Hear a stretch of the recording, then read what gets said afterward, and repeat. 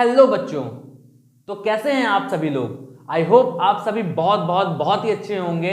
मैं महर्षि अनुराग सर आप सभी का फिर से एक बार स्वागत करता हूं अब आप लोगों के फेवरेट यूट्यूब चैनल बायोचार में, जहां आपको मिलती है 100% जेन्युइन नॉलेज।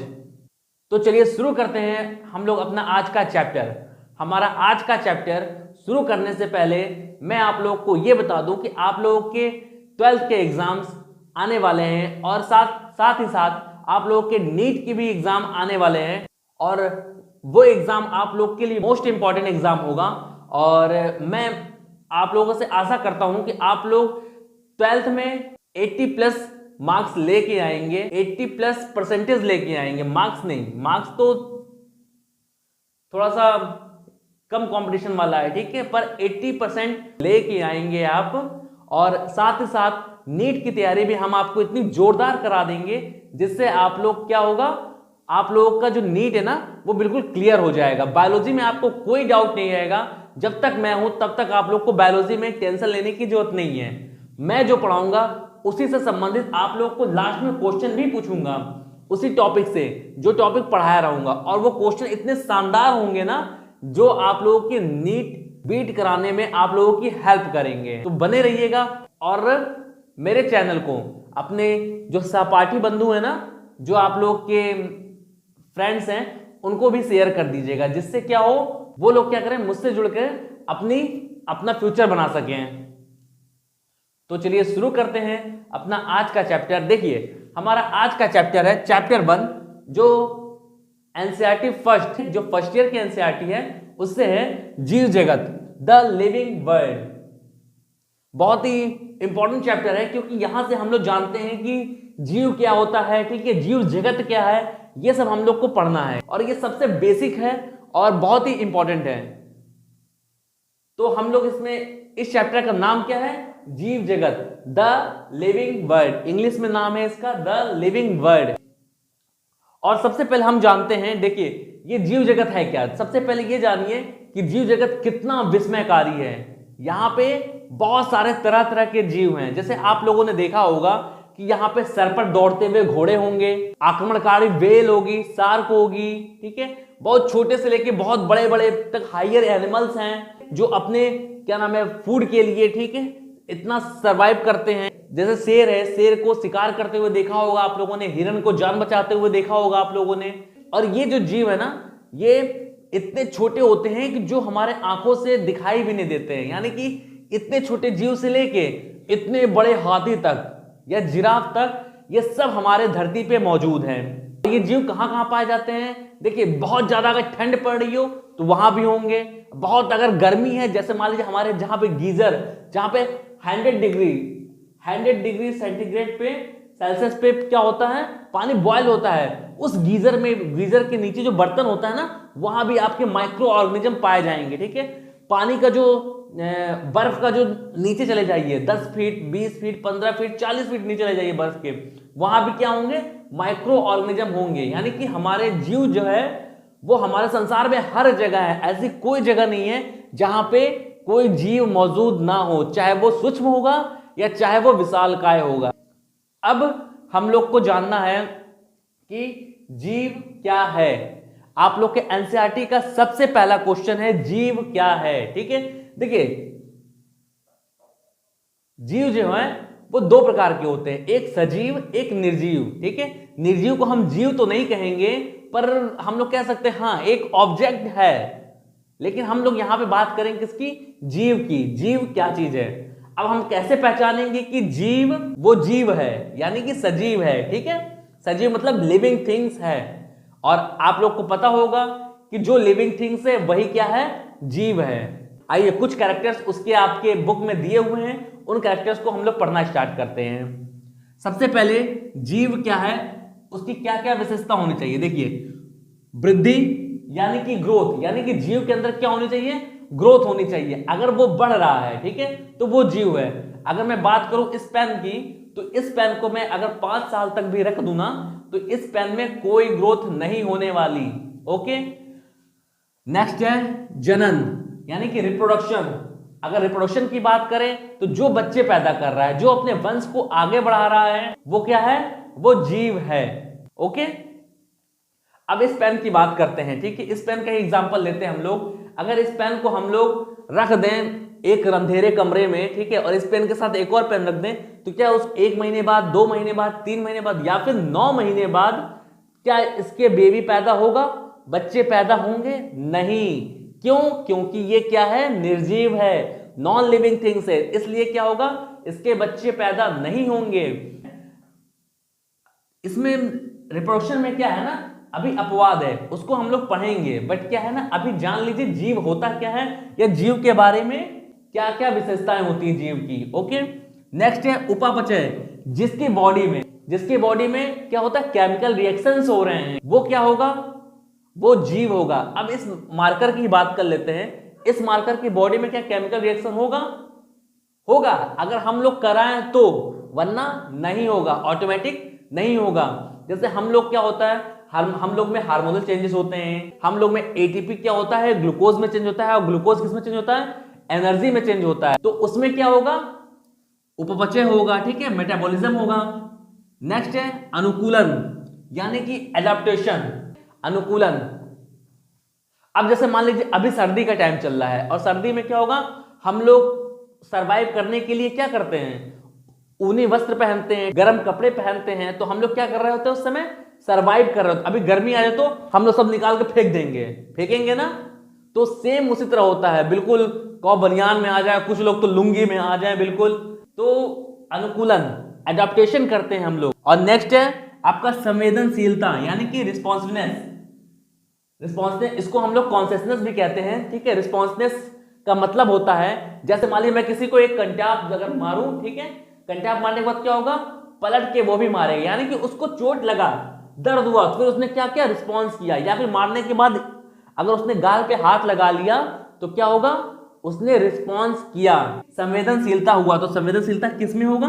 केवल और केवल लिविंग थिंग्स में होगा, ठीक है। इसके अलावा कुछ अदर कैरेक्टर्स भी हैं जो लिविंग थिंग्स में या सजीव में होने ही चाहिए। देखिए, स्वयं की प्रतिलिपि बनाना, इसे हम लोग कहते हैं सेल्फ रेप्लिकेटिंग। क्या कहते हैं? सेल्फ रेप्लिकेटिंग, यानी कि उसमें क्या होगा ना, स्वयं की प्रतिलिपि, स्वयं की कॉपी बनाएगा।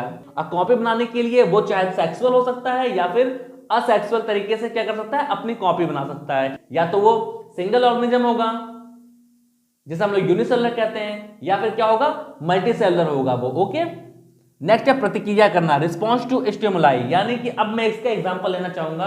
जैसे मान लीजिए कोई भी चीज है, ठीक है, गर्म बर्तन है, या फिर आपकी मम्मा लोग क्या करें, या फिर आपकी मम्मी लोग क्या करें, वो अगर आप सो रहे हो तो आपकी उंगली क्या करें? गर्म चाय में डाल दें। तो उसमें क्या होगा? आप रिस्पॉन्स करोगे ना, तुरंत अपने हाथ को हटाओगे ना, तो वो क्या हुआ? Response to stimuli. या और नेक्स्ट है उद्गम, जिसे हम लोग कहते हैं इवॉल्विंग, यानी कि एक जनरेशन से दूसरे जनरेशन में जाना ही क्या कहलाता है? इवॉल्विंग कहलाता है। अब हम लोग पढ़ेंगे इसके जो ये मेन कैरेक्टर है ना, आपकी बुक में दिए हुए हैं। पहला है वृद्धि, जिसे हम लोग क्या कहते हैं? ग्रोथ कहते हैं। नेक्स्ट है जनन, जिसे हम लोग कहते हैं रिप्रोडक्शन। उसके बाद है उपापचय, जिसे हम लोग कहते हैं मेटाबॉलिज्म। उसके बाद है अनुकूलन, जिसे हम लोग कहते हैं एडाप्टेशन। नेक्स्ट है संवेदनशीलता, जिसे हम लोग कहते हैं रिस्पॉन्सनेस या फिर कॉन्शियसनेस, ठीक है।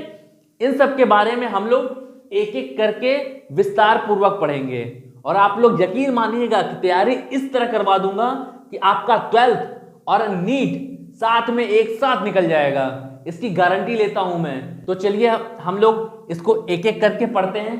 अब इसको हम लोग इसके एक एक धागे खोलना स्टार्ट कर रहे हैं, ठीक है। फिर इसके बारे में हम लोग पूरी स्टडी कर लेंगे। तो चलिए, आप लोग को स्क्रीनशॉट लेना है तो स्क्रीनशॉट इसके ले लीजिए। उसके बाद मैं क्या करता हूं, फिर इसको एक एक करके पढ़ाना स्टार्ट करता हूं। देखिए, तो हम लोग सबसे पहला टॉपिक जो इसमें इंपॉर्टेंट था वो पढ़ते हैं वृद्धि, जिसे हम लोग कहते हैं ग्रोथ, ठीक है। अब ग्रोथ के क्या क्या फीचर्स होते हैं, ठीक है, वो ग्रोथ कैसे करते हैं, इसको हम लोग को जानना है। तो फिर चलिए शुरू करते हैं। देखिए, इन सबको मैं जो आप लोग की एनसीईआरटी में लिखा है उसे मैंने पॉइंट वाइज पॉइंट कर दिया है, जिससे आप लोग को समझने में और एनसीईआरटी लाइन बाय लाइन याद रखने में आप लोग को बहुत ही ज्यादा हेल्प मिलेगी। चलिए देखिए, पहला पॉइंट क्या है? सभी जीव वृद्धि करते हैं। ये सबको पता है कि जितने भी सजीव हैं, जितने भी लिविंग थिंग्स हैं, वो सभी क्या करते हैं? वृद्धि करते हैं, यानी कि बड़े होते हैं। दूसरा पॉइंट क्या कहता है? दूसरा पॉइंट कहता है जीवों के भार या संख्या में वृद्धि होना, ये दोनों वृद्धि के द्वियुग्मी लक्षण हैं। यानी कि उनके क्या होगा, या तो उनकी भार में वृद्धि होगा या तो उनकी संख्या में वृद्धि होगा। भार में वृद्धि होने का मतलब क्या है? जैसे एक छोटा बच्चा है, उसको हम लोग क्या करेंगे, खिला खिला के उसे हम लोग मोटा कर देंगे, तो क्या हो रहा है, उसके भार में वृद्धि हो रही है। और उसकी संख्या में वृद्धि होना मतलब उसकी कोशिका जो होती है ना, कोशिका की संख्या में क्या होगा, वृद्धि होना। जैसे कि हम मान लेते हैं कि कोई बच्चा है, छोटा है, उस छोटे बच्चे में कितनी कोशिका होगी, एक अनुमान लगाते हैं कि 5 लाख कोशिका होंगी। और उसके बाद अगर वो बच्चा बड़ा होता तो उसमें कितनी होगी, उसमें इतनी ज्यादा कोशिका होंगी कि हम उसे गिन भी नहीं सकते हैं। तो उसी तरह जीवों के भार में या संख्या में वृद्धि होना, ये दोनों वृद्धि के क्या है, द्वियुग्मी लक्षण हैं। नेक्स्ट टॉपिक नेक्स्ट पॉइंट क्या कहता है, बहुकोशिक जीवों में कोशिका विभाजन द्वारा वृद्धि होती है। यानी कि बहुकोशिक मतलब जितने भी मल्टीसेलुलर ऑर्गेनिज्म है ना, उसमें क्या होगा, कोशिका विभाजन द्वारा क्या होगा, वृद्धि होगा। यानी कि एक कोशिका टूटेगी और 2 हिस्सों में बटेगी। जैसे यहां पे मैं एग्जांपल लेता हूं, देखिएगा, जैसे ये सिंगल कोशिका है, ये अगर टूटेगी तो 2 कोशिका बनाएगी, फिर ये टूटेगी, ये 2 कोशिका बनाएगी, ये टूटेगी तो 2 कोशिका बनाएगी। उसी तरह ये क्या होता है, 1 से 2 बनते हैं, 2 से 4, 4 से 8, 8 से 16, 16 से 32, 32 से 64, इसी तरह करते करते वो अपने आप को डबल करते रहते हैं। तो उसी तरह क्या होता है, बहुकोशिक जीवों में कोशिका विभाजन द्वारा क्या होता है, वृद्धि होता है। नेक्स्ट है, पौधों में यह वृद्धि जीवन पर्यंत होता है। यानी कि पौधों में कौन सी वृद्धि, यह वृद्धि तो दिया है, लेकिन कौन सी वृद्धि, कोशिका विभाजन। यानी कि पौधों में क्या होता है, कोशिका विभाजन द्वारा जो वृद्धि होती है ना, वो जीवन पर्यंत, यानी कि जब तक वो जिंदा हैं, जब तक पेड़ पौधे जिंदा होते हैं, तब तक क्या होता है, वो वृद्धि करते रहते हैं। क्यों करते हैं? क्योंकि अगर वो वृद्धि नहीं करेंगे तो उनके ना तो पत्तियां आएंगी, ना तो वो पत्तियां खाना बना पाएंगी, ना ही उनके फ्रूट्स आएंगे, ना ही उनके फ्लावर आएंगे। इसीलिए क्या होता है, उनको जीवन पर्यंत वृद्धि करना होता है। उसके बाद है, प्राणियों में यह वृद्धि क्या होती है, कुछ आयु तक होती है। यानी कि प्राणियों में ना एक अनुमान बुलाता है कि जो ह्यूमन की बात कर लेते हैं, ह्यूमन की जो हाइट बढ़ने की क्षमता होती है ना, वो 20 से 22 साल तक ही होती है। हाइट तो हमारी रुक गई, लेकिन क्या होता है, लेकिन कोशिका विभाजन विशिष्ट ऊतकों में होता है। लेकिन हाइट तो रुक गई है, लेकिन क्या होता है, वृद्धि तो होती है, लेकिन कोशिका विभाजन क्या होता है, विशिष्ट ऊतकों में होता है। अब मान लीजिए, जैसे मान लीजिए कि मेरे हाथ में पैरों में चोट लग गई है। अब उस चोट जहां लगी है वहां पे कट गया होगा, या वहां पे क्या हो गया होगा, बहुत ज्यादा जख्म बन गया होगा। उन जख्म को भरने के लिए जितने कोशिका डिवाइड करती है ना, यानी विभाजन करती है, वही कहलाता है कोशिका विभाजन। और देखो इसमें क्या लिखा है, इसमें लिखा है लेकिन कोशिका विभाजन विशिष्ट ऊतकों में होता है ताकि विलुप्त कोशिका के स्थान पर नई कोशिका आ सके। अब देखिए, जैसे मान लीजिए मेरे यहाँ पे क्या हो चुका है, कट चुका है, यहाँ की कोशिका तो डैमेज हो चुकी है।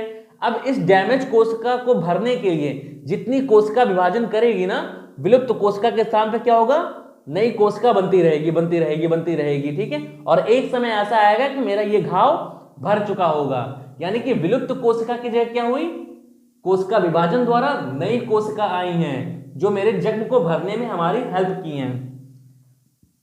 नेक्स्ट है, एक कोशिक जीव भी कोशिका विभाजन द्वारा वृद्धि करते हैं। अब देखिए, एक कोशिक जीव का नाम लेते हैं, यानी कि यूनिसेलुलर जो ऑर्गेनिज्म होते हैं, उनका नाम लेते ही हमारे माइंड में किसका आता है, अमीबा का। अमीबा भी कैसे करता है, सेम यही प्रोसेस होता है अमीबा का भी। सिंगल अमीबा है, वो अपने आप को वृद्धि करने के लिए 2 हिस्सों में क्या करेगा, बांटेगा। फिर वो 2 हिस्से क्या करेंगे, अलग अलग 2 हिस्सों में बांटेंगे। तो उस तरह क्या करते हैं, सिंगल सेल जो ऑर्गेनिज्म होते हैं, जिन्हें हम लोग यूनिसेलुलर ऑर्गेनिज्म बोलते हैं, वो भी अपने आप को क्या करते हैं, कोशिका विभाजन द्वारा क्या करते हैं, वृद्धि करते हैं। ठीक है, जैसे अमीबा। और इनको देखने के लिए हम लोग किसका यूज करते हैं, माइक्रोस्कोप का यूज करते हैं कि वो कैसे वृद्धि करता है। मैं अभी आपको पढ़ाऊंगा। अब देखिए, इसकी बात तो कर ली है। अब हम लोग ऐसे भी जीव हैं जो क्या करते हैं, वृद्धि तो करते हैं, बट वो क्या है, निर्जीव हैं। यानी कि अब देखिए यहां पर क्या आ गया, अपवाद आ गया। अब इस अपवाद में क्या है कि ऐसे कुछ जीव होते हैं जो वृद्धि तो करते हैं पर वो क्या होते हैं, निर्जीव होते हैं। अभी मैं उनके नाम लिखता हूं, तब तक आप इसका स्क्रीनशॉट ले लीजिए।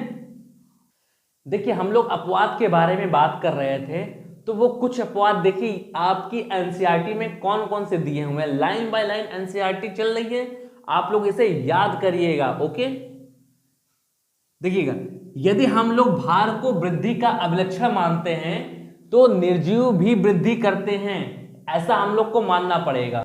क्यों?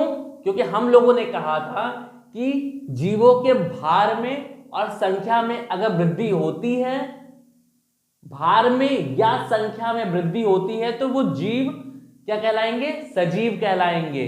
बट यहां पे क्या हो गया, एक अपवाद आ गया कि यदि हम लोग भार को वृद्धि का अभिलक्षण मानते हैं तो निर्जीव भी क्या करते हैं, वृद्धि करते हैं। एग्जाम्पल देखिएगा, जैसे पर्वत, गोलार्ध तथा रेत के टीले। अभी एक एक एग्जाम्पल को समझना स्टार्ट करिए। बात करते हैं पर्वत की, तो अभी कुछ सालों पहले साइंटिस्टों की यह थीसिस आई थी कि हमारा जो हिमालय पर्वत है ना, वो हर साल क्या हो रहा है, 1-1 सेंटीमीटर या 1-1 इंच क्या हो रहा है, बढ़ता रह रहा है। ठीक है, ये थीसिस आई थी और ये बात सच भी है, क्योंकि जहां पे आज हिमालय है ना, वहां पे एक झील हुआ करती थी। तो झील ने क्या किया, उस झील में मोशन हुआ और मोशन होने के बाद क्या हुआ, वहां की सारी जो मिट्टी थी, वहां के जो सारे पत्थर थे, वो क्या हुए, आपस में जुड़ के एक टीले का रूप ले लिए। ठीक है, जिसे हम लोग पर्वत या पहाड़ कहते हैं। उसी तरह बात करते हैं गोलार्ध की। गोलार्ध मतलब पत्थर का टुकड़ा होता है, जिसे जैसे मान लीजिए नदी के किनारे क्या होता है, गोलार्ध में होते हैं, पत्थर होते हैं, और नदी से बहता हुआ कोई भी पत्थर आगे क्या होता है, उस पत्थर से क्या होता है, चिपक जाता है। उसके बाद उस पर मिट्टी या रेत पड़ जाती है, तो वो दोनों आपस में क्या होते हैं, स्ट्रॉन्ग बॉन्ड के साथ अटैच हो जाते हैं। उसी तरह क्या होते हैं, पत्थर जुड़ते जाते हैं और एक विशालकाय पत्थर बनता जाता है। उसी तरह बात करते हैं रेत का टीला। जैसे मान लीजिए आप लोग राजस्थान, ठीक है, जहां पे रेत बहुत सारी होती हैं, वहां पे आप घूमने गए, वहां पे आपने देखा है कि एक रेत का टीला क्या होगा, इतना छोटा है। दिन की बात कर रहा हूं, दिन में आपने देखा, वहां पे आप एक काम करो, बड़ा सा झंडा गाड़ दो। वहां पे क्या होगा, अगर रात में हवा चलेगी तो हवा चलने से क्या होगा, खूब सारे रेत उड़ उड़ के क्या होंगे, यहां पे इकट्ठे हो जाएंगे और रेत का टीला क्या हो जाएगा, बड़ा हो जाएगा। यानी कि उसके भार में तो वृद्धि हुई ना। इसी तरह गोलार्ध में भार में वृद्धि हुई, पर्वत में उसके भार में वृद्धि हुई, तो वृद्धि क्या हो गया, एक किसका, निर्जीव का एक अभिलक्षण हो गया। तो हम लोग भार को वृद्धि का अभिलक्षण मानना ही पड़ेगा, क्योंकि निर्जीवों में क्या हुआ, भार बढ़ा है। चाहे वो पर्वत हो गया, चाहे वो गोलार्ध हो गया, चाहे वो रेत के टीले हो गए, ये सब के भार में क्या हुआ है, वृद्धि हुआ है। नेक्स्ट लाइन क्या कहती है, लेकिन निर्जीवों में इस प्रकार की वृद्धि उनके सतहों पर पदार्थों के एकत्र होने से होता है। समझ में आया? देखिए अब हम बात करते हैं सजीव की और निर्जीव की। सजीव में क्या होगा, इंटरनल ग्रोथ होगा, यानी कि अंदर से कोशिका डिवाइड करती जाएगी और वृद्धि हो जाएगा। ऐसा तो है नहीं कि मुझसे आके कोई चिपक गया, इधर से आके कोई चिपक गया, उधर से आके कोई चिपक गया और मैं बड़ा हो गया, बिल्कुल नहीं ना। लेकिन हम लोग की जो वृद्धि होती है वो कैसे होगी, वो इंटरनल होगी, आंतरिक ग्रोथ होगा हम लोगों के अंदर, तो हम लोग क्या होंगे, बड़े होंगे। बट निर्जीवों में ऐसा नहीं होता है। चाहे वो आपका पर्वत हो गया, चाहे गोलार्ध हो गया, चाहे रेत के टीले हो गए, उनके अंदर जो वृद्धि होगी वो कैसी होगी, वो आउटर सरफेस पे होगी। ठीक है, यानी कि बाहर की सतह पे होगी। अब कैसे होगी, पर्वत से आके कोई पत्थर आके चिपक गया, उड़ के आया, चिपक गया, वो पत्थर के साथ जुड़ जाएगा कुछ दिन बाद। उसके बाद गुलास में भी ऐसा होता है और रेत के टीले में भी सेम ऐसा ही प्रोसेस हुआ। देखिए यहाँ पे ऐसा था, बाद में आके उड़ के आया, यहाँ पे आके उसके ऊपर ढेर लगता गया, तो क्या होगा, उसकी वृद्धि हो गई। अब देखिए यहाँ पे कह रहा है निर्जीवों में क्या होता है, उनकी सतह पर पदार्थों के एकत्र होने के कारण होता है वृद्धि। बट सजीवों में क्या होता है, यह वृद्धि अंदर की ओर होता है। ठीक है, यानी कि इंटरनल ग्रोथ होती है सजीवों में। उसके बाद इसलिए हम लोग क्या कहते हैं, वृद्धि को जीवों का एक विशिष्ट गुण नहीं मानते ही। मतलब growth is a not defining property of a living organism. Growth क्या है, सजीवों का विशिष्ट गुण नहीं है। समझ में आया? अब हम लोग नेक्स्ट टॉपिक पे चलते हैं। जो नेक्स्ट टॉपिक है हमारा मोस्ट इंपॉर्टेंट टॉपिक, जिसके बारे में बच्चे बहुत ही ज्यादा उत्साहित रहते हैं और बहुत ही ज्यादा एक्साइटेड रहते हैं, जिसका नाम है रिप्रोडक्शन। रिप्रोडक्शन जिसे हम लोग हिंदी में जनन कहते हैं या फिर प्रजनन कहते हैं। बच्चे इसे बहुत ही मन से पढ़ते हैं इस टॉपिक को। चलिए इसको इरेज करते हैं, फिर अपना वो टॉपिक स्टार्ट करते हैं हम लोग। आप लोग को स्क्रीनशॉट लेना है तो आप स्क्रीनशॉट ले लीजिए, फिर मैं इरेज करता हूं इसे।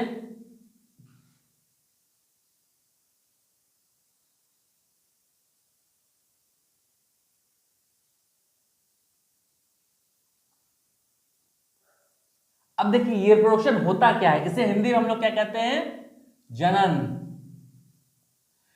रिप्रोडक्शन दो वर्ड से मिलके बना है। पहला है री, दूसरा है प्रोडक्शन।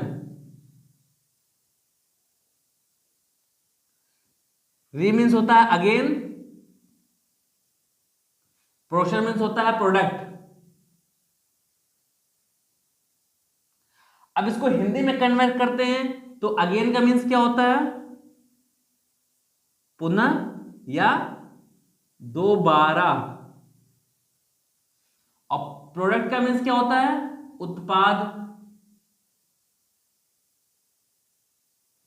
इसका मतलब रिप्रोडक्शन का मीन्स क्या हुआ, रिप्रोडक्शन का मीन्स हुआ कि ऐसा कोई भी ऑर्गेनिज्म जो अपने ही जैसा, यानी कि अपने ही जैसा दोबारा क्या करता है, उत्पाद को पैदा करता है, वो क्या कहलाएगा, रिप्रोडक्शन कहलाएगा वो उसका। ठीक है, जैसे हम लोग क्या है, हम लोग अपने माता पिता का क्या है, रिप्रोडक्शन है, यानी कि अपने माता पिता के क्या है, प्रोडक्ट हैं। चाहे आप हो गया, चाहे हम हो गए, चाहे कोई भी लिविंग ऑर्गेनिज्म हो गया, वो अपने माँ बाप का ही तो प्रोडक्ट है, जिसे हम लोग रिप्रोडक्शन कहते हैं। री मीन्स क्या होता है, अगेन, और प्रोडक्शन मीन्स क्या होता है, प्रोडक्ट, यानी कि पुनः दोबारा या दोबारा उत्पाद। ठीक है, पैदा करना क्या कहलाएगा, रिप्रोडक्शन होता है।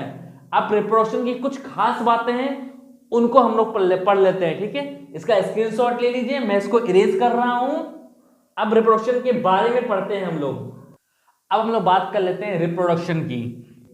रिप्रोडक्शन जिसे हम लोग जनन कहते हैं, इसमें क्या होता है, बहुकोषी जीवों में जनन का अर्थ अपनी संतति उत्पन्न करना है। यानी कि जो मल्टीसेलुलर ऑर्गेनिज्म होते हैं ना, उनमें क्या होता है, रिप्रोडक्शन का मतलब क्या होता है, अपने जैसी ही संतति उत्पन्न करना ही कहलाता है रिप्रोडक्शन। दूसरा पॉइंट क्या कहता है, जिसके अभिलक्षण लगभग उसे अपने माता पिता से मिलते हैं। यानी कि जो बच्चा होगा ना, जो बेबी होगा, उसके जो लक्षण होते हैं ना, वो अपने माता पिता से ही मिलते जुलते रहेंगे। नेक्स्ट क्या, हम लोग लैंगिक जनन की बात कर रहे हैं। अगर हम लोग बात करते हैं रिप्रोडक्शन की, तो यहां पे देखिए रिप्रोडक्शन कितने टाइप के होते हैं, 2 टाइप के होते हैं। पहला होता है लैंगिक, जिसे हम लोग कहते हैं सेक्सुअल रिप्रोडक्शन, और दूसरा होता है अलैंगिक, जिसे हम लोग कहते हैं असेक्सुअल। सेक्सुअल रिप्रोडक्शन जो होता है वो भी 2 टाइप का होता है। कितने टाइप का, 2 टाइप का। यहां अगर बात कर लेते हैं हम लोग यहां इसकी, तो ये होता है पहला यूनिसेक्सुअल, ठीक है, और ये होता है बाइसेक्सुअल। अब इसके बारे में हम लोग ज्यादा डिटेल करेंगे किसमें, रिप्रोडक्शन वाले चैप्टर में हम लोग क्या करेंगे, ज्यादा डिटेल करेंगे। जो आप लोग का 12th एनसीईआरटी चैप्टर 3 है, इसको हम लोग डिटेल करेंगे इन सभी को। अभी हम लोग यहां पे बस इतना जानते हैं कि हम लोग किसकी बात कर रहे हैं, लैंगिक जनन की बात कर रहे हैं, जिसमें बच्चे का जो लक्षण होता है ना, वो माता पिता से मिलता है। कुछ जीव अलैंगिक जनन भी करते हैं, यानी कि कुछ जीव जो होते हैं वो असेक्सुअल रिप्रोडक्शन भी करते हैं। अब वो कौन कौन से जीव हैं उसको देखिए। फंजाई, जिसे हम लोग कवक के नाम से जानते हैं, ये क्या करते हैं, लाखों अलैंगिक बीजाणुओं द्वारा गुणन करते हैं, यानी कि इसमें लाखों बहुत सारे स्पोर्स बनते हैं और वो क्या करते हैं, गुणन करते हैं और सरलता से फैल जाते हैं। यानी कि गुणन करने के बाद क्या होता है, सरलता से क्या होता है, जरा फैल जाते हैं और वो सब क्या करते हैं, बहुत सारे फंजाई बना लेते हैं। नेक्स्ट है ईस्ट। ईस्ट और हाइड्रा में क्या होता है, मुकुलन द्वारा क्या होता है, जनन होता है। अब ये मुकुलन क्या बला है, मुकुलन मतलब बडिंग। बडिंग क्या होती है, देखिए जैसे ये आपका हाइड्रा है, ठीक है, ऐसे बना दे रहा हूं और यहां पे क्या होता है ना, एक बड निकल जाता है, ठीक है, इसको हम लोग कलिका कहते हैं। यही बड क्या करता है, ये बड हाइड्रा से अलग होके एक नया हाइड्रा बना लेता है। यानी कि सेम यही प्रोसेस ईस्ट में भी होता है और हाइड्रा में भी होता है। यानी कि दोनों क्या करते हैं, मुकुलन द्वारा क्या करते हैं, जनन करते हैं, यानी कि बडिंग होता है इसमें। अगर अब मैं पूछ लूंगा आप लोगों से कि ईस्ट और हाइड्रा में रिप्रोडक्शन कैसे होता है, तो आप लोग क्या जवाब दोगे, आप लोग जवाब दोगे कि बडिंग, यानी कि मुकुलन द्वारा क्या होता है, जनन होता है या रिप्रोडक्शन होता है। नेक्स्ट लाइन क्या कहती है, प्लेनेरिया। प्लेनेरिया जिसे हम लोग क्या कहते हैं, चपटा कृमि कहते हैं। क्या कहते हैं, चपटा कृमि।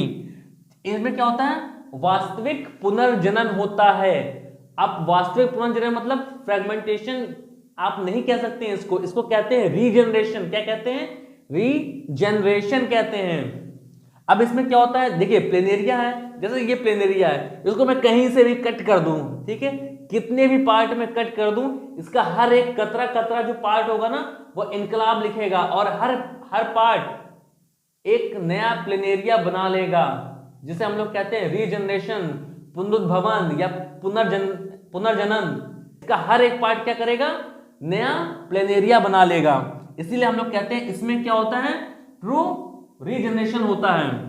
नेक्स्ट है फंजाई, तंतुमय शैवाल, मांस का प्रथम तंतु क्या होगा, सभी विखंडन विधि द्वारा क्या करते हैं, गुणन करते हैं। इसमें क्या होता है, विखंडन विधि द्वारा होता है, क्या होता है, गुणन होता है। अब देखिए इसमें क्या था, ये रिप्रोडक्शन के बारे में था, लेकिन अब रिप्रोडक्शन में भी कुछ अपवाद हैं। जो सजीव तो हैं लेकिन वो क्या करते हैं, वो रिप्रोडक्शन नहीं करते हैं। अब आप लोग शॉक्ड हो गए कि अरे सजीव तो है पर रिप्रोडक्शन नहीं करते हैं, ऐसा कौन हो सकता है जो सजीव तो है। लेकिन हम लोग को बचपन से पढ़ाया गया था कि सजीव जो होते हैं वो जनन करते हैं, वो बच्चे पैदा करते हैं, वो सांस लेते हैं, वो खाते हैं पीते हैं। नहीं, अब आप लोग बड़े हो चुके हो, फर्स्ट ईयर में आ चुके हो, नीट की तैयारी कर रहे हो आप लोग, तो अपनी थिंकिंग को चेंज करो। कुछ जीव ऐसे होते हैं जो सजीव तो होते हैं बट रिप्रोडक्शन नहीं कर सकते हैं। इसके बारे में मैं अभी आपको बताता हूं, उससे पहले आप स्क्रीनशॉट ले लीजिए इसका। अब देखिए हम लोग बात करते हैं रिप्रोडक्शन के कुछ अपवादों के बारे में, जो कि जीव तो है पर वो क्या नहीं कर सकते हैं, वो रिप्रोडक्शन नहीं कर सकते हैं। चलिए बात करते हैं इस पे। देखिए आपकी एनसीईआरटी कहती है कुछ ऐसे भी जीव हैं जो जनन नहीं करते हैं, यानी कि कुछ ऐसे भी जीव हैं जो रिप्रोडक्शन नहीं कर सकते हैं। जीव तो हैं पर वो क्या नहीं कर सकते हैं, वो रिप्रोडक्शन नहीं कर सकते हैं। जैसे खेसर, खेसर जिसे हम लोग कहते हैं खच्चर, इंग्लिश में कहेंगे इसे म्यूल। उसके बाद है बंध कामगर मधुमक्खी, यानी कि वर्कर बी, जो वर्कर हनी भी होती है ना, वो क्या, वो भी रिप्रोडक्शन नहीं कर सकती है। उसके बाद है अनुवर्य मानव युगल। मानव युगल का मतलब है, अनुवर्य मानव युगल मतलब है इनफर्टाइल कपल, यानी कि जिनके अंदर स्पर्म और ओवम नहीं बनता है, वो क्या कर सकते हैं, वो भी रिप्रोडक्शन नहीं कर सकते हैं, यानी कि बच्चे पैदा नहीं कर सकते हैं। अच्छा ये बताइए, अगर किसी मेल का टेस्टिस काट दिया जाए या किसी भी कारणवश उसका टेस्टिस काटना पड़ जाए, तो क्या वो रिप्रोडक्शन कर सकता है? नहीं कर सकता है। क्यों नहीं कर सकता? क्योंकि उसकी टेस्टिस में ही स्पर्म का फॉर्मेशन होता है और टेस्टिस ही नहीं रहेगा तो वो रिप्रोडक्शन कर ही नहीं पाएगा। तो इस केस में वो मेल जो है वो जिंदा तो है, वो जीव तो है पर रिप्रोडक्शन नहीं कर सकता है। उसी तरह सेम फीमेल में भी अगर फीमेल की ओवरी या फैलोपियन ट्यूब को कट कर दिया जाए तो क्या वो रिप्रोडक्शन कर सकती है? नहीं कर सकती है, क्योंकि ओवरी ही नहीं रहेगी तो ओवम प्रोड्यूस नहीं होगा, ओवम प्रोड्यूस नहीं होगा तो वो रिप्रोडक्शन नहीं कर सकती है। लेकिन वो जिंदा तो है ना, वो जीव तो है, उसी तरह क्या होता है, वर्कर बी जो होती है, वर्कर बी, आप लोग को पता होना चाहिए कि जो मधुमक्खी के छत्ते में अंडे देती है वो रानी मधुमक्खी होती है, यानी कि क्वीन हनी बी होती है। वही क्या करती है, सारे छत्तों में, छत्तों का मतलब है सारे एक छत्ते के जितने भी ब्रैकेट्स होते हैं ना उसमें अंडे देती है। और वर्कर बी का काम क्या होता है, वर्कर बी का काम इतना होता है कि वो जाके फूलों से उसका रस लेके आती हैं, उसको शहद बनाती हैं और शहद बना के फिर सारे ब्रैकेटों में भर देती हैं, जिससे उसके जो अंडों से, रानी मधुमक्खी के अंडों से जो बच्चे हो ना वो जेली को खा के अपना न्यूट्रिशन ले सकें। उसी तरह सेम खेसर या खच्चर होता है, वो भी क्या होता है, वो भी बच्चे पैदा नहीं कर सकता, रिप्रोडक्शन नहीं कर सकता है। अब खेसर या खच्चर या म्यूल कैसे बनता है मैं आपको बता रहा हूं, देखिए।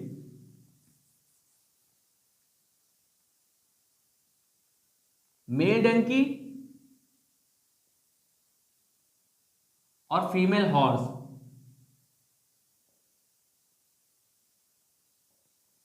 जब इन दोनों का क्रॉस कराया जाता है ना तो क्या बनता है, म्यूल बनता है, जिसे हम लोग कहते हैं खच्चर। अब यही प्रोसेस हम लोग उल्टा कर देते हैं, मेल हॉर्स कर देते हैं और फीमेल डंकी कर देते हैं। इन दोनों का जब क्रॉस कराया जाता है तो क्या बनता है, हिन्नी बनती है। तो ये लोग क्या होते हैं, ये लोग जीव तो हैं, ये दोनों जीव तो हैं, लेकिन क्या हो, ये रिप्रोडक्शन नहीं कर सकते हैं, म्यूल रिप्रोडक्शन नहीं कर सकता है। अब ये बनते कैसे हैं, मेल डंकी और फीमेल हॉर्स को जब क्रॉस कराता है तो म्यूल बनता है, जिसे हम लोग खच्चर कहते हैं, और मेल हॉर्स और फीमेल डंकी का जो क्रॉस कराता है तो हिन्नी बनती है, इसे भी हम लोग खच्चर ही कहते हैं, लेकिन ये क्या होता है, अलग टाइप का होता है। अब आप लोग सोच रहे होंगे कि जब ये डंकी और हॉर्स थे तो साइंटिस्टों को म्यूल पैदा करने की जरूरत क्यों पड़ी। देखिए साइंटिस्ट की बात कर लेते हैं तो साइंटिस्ट ना थोड़ा सा हम लोग से एक लेवल अप होता है। अब देखिए यहां पे जो हॉर्स है ना ये तेज भाग सकता है और डंकी जो है वो बहुत सारा बोझा ढो सकता है। तो अब देखिए साइंटिस्ट चाहते थे कि उन्हें ऐसा कोई मिले जो बोझा भी ढो सकता है और तेज भाग भी सकता है। इसलिए साइंटिस्टों ने क्या किया कि मेल डंकी और फीमेल हॉर्स ने क्या करवा दिया, क्रॉस करवा दिया। क्रॉस करवाने के बाद बना म्यूल, जिसे हम लोग खच्चर कहते हैं। वो खच्चर ये तेज घोड़े की तरह तेज दौड़ भी सकता है और गधे की तरह बोझा भी ढो सकता है। तो इसीलिए साइंटिस्टों ने क्या किया, म्यूल को पैदा करवाया, बट म्यूल जो है वो क्या नहीं कर सकता, रिप्रोडक्शन नहीं कर सकता। इसी प्रकार जनन यानी कि रिप्रोडक्शन भी जीवों का क्या है, समग्र विशिष्ट लक्षण नहीं है। क्यों नहीं है, क्योंकि देखिए उसमें 3-4 अपवाद निकल आए।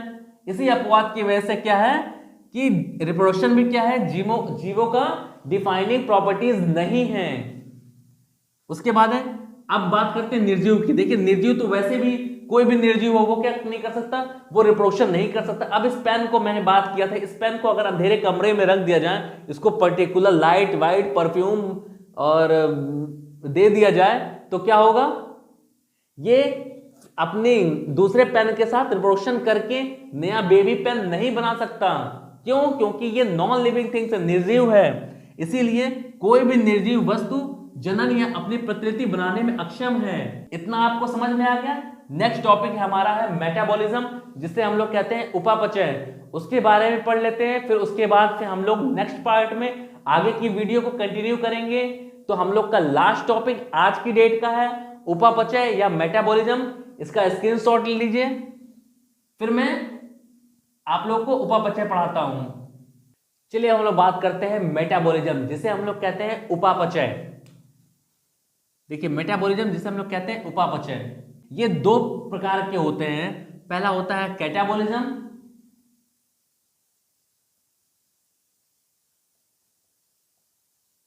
दूसरा होता है एनाबॉलिज्म।